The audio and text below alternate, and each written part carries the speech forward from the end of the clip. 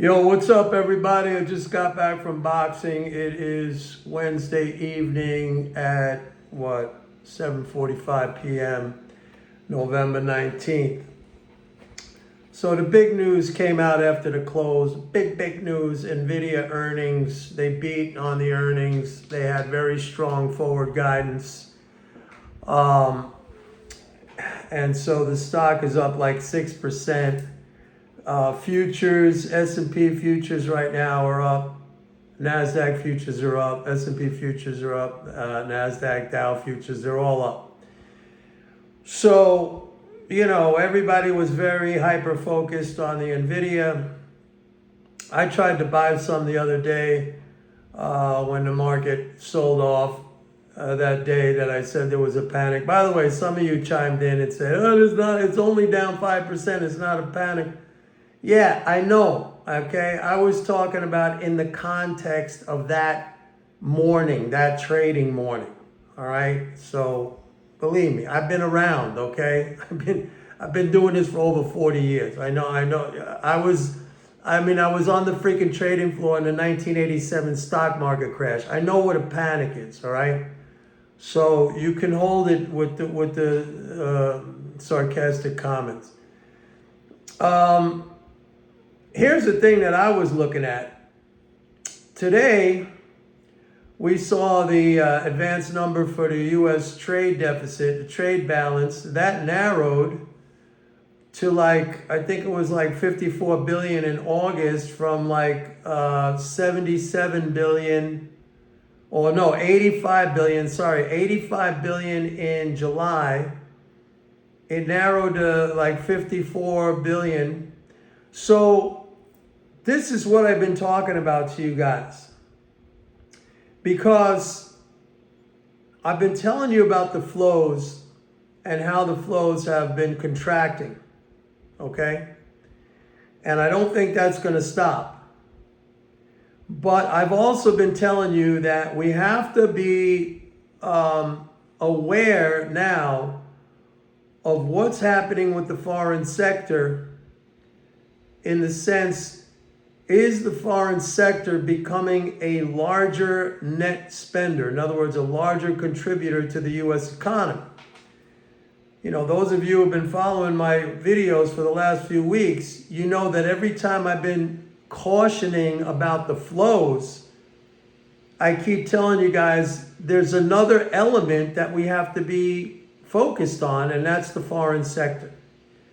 And I mentioned almost every time that one of the ways we can gauge this is by looking at the trade deficit. If it's narrowing, then we can say that's the equivalent of saying the foreign sector is becoming a larger net spender. Very important. Very important, okay?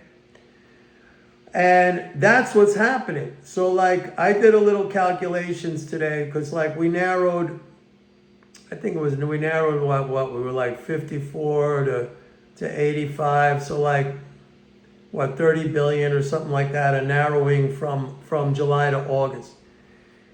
It works out right now that we're looking at a contribution, if it keeps at the same pace, okay? It really started narrowing in March, okay? That was, remember, Trump called it Independence Day when the tariffs went on. It started narrowing in March. So you had March, April, May, June, July, August. So actually not March, April, May, June, July, August, 5 months.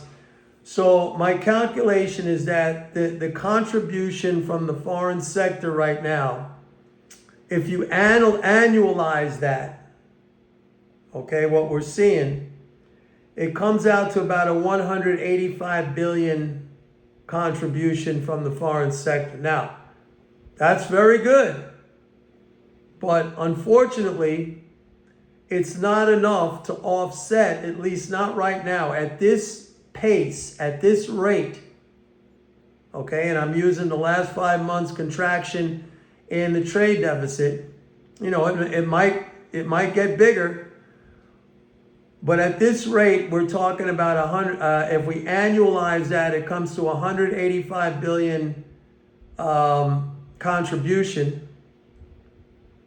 We're still looking at a 400 minimum 425 billion drain from the tariffs. And yesterday I even said that could be like 600 billion. That could end up being, at the rate we're going right now with net government transfers. I went through the numbers yesterday. The magnitude of the decline year over year right now, I mean, that annualizes to like over 600 billion. So let's just round off the foreign sector contribution. Let's just round it off to 200 billion. And let's not even use the 600 billion, even though that's where it looks like we're headed. Let's use, 425, 400, let's use 450 billion drain from the tariffs. We're still talking about a drain of 250 billion. So it's not enough. What's happening in the foreign sector right now, the contribution from the foreign sector right now, from what I can see with my calculations, it's not enough. So, I mean, it doesn't mean recession, I don't think. What's 250 billion? That's like less than 1%. Let's call it 0.8% subtraction from GDP. Let's use a 3x multiplier. So that's 2.4%. We're running at 4% GDP. So we're looking at a 1.6% growth rate. It's not negative, but it's not something to write home about. You know what I'm saying?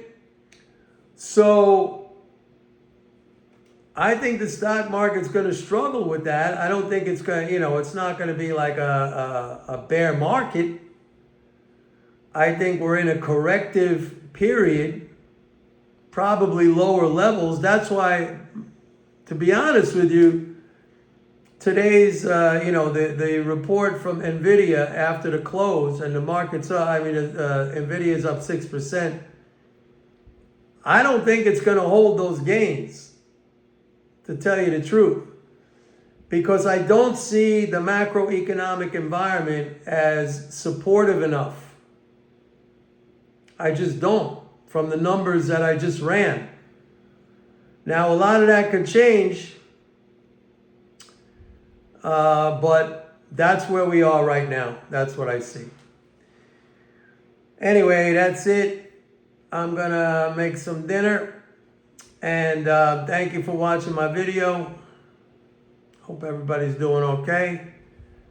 The thing to remember, just always stay calm. Always stay in control of your emotions. You never overreact. Reframe things in your head when you see them. If you automatically label them as scary or you get a freak out from it, reframe it. Stay in control. Emotional control is extremely important. It's the most important thing. Stay calm. Everything's going to be fine. There's always going to be opportunities.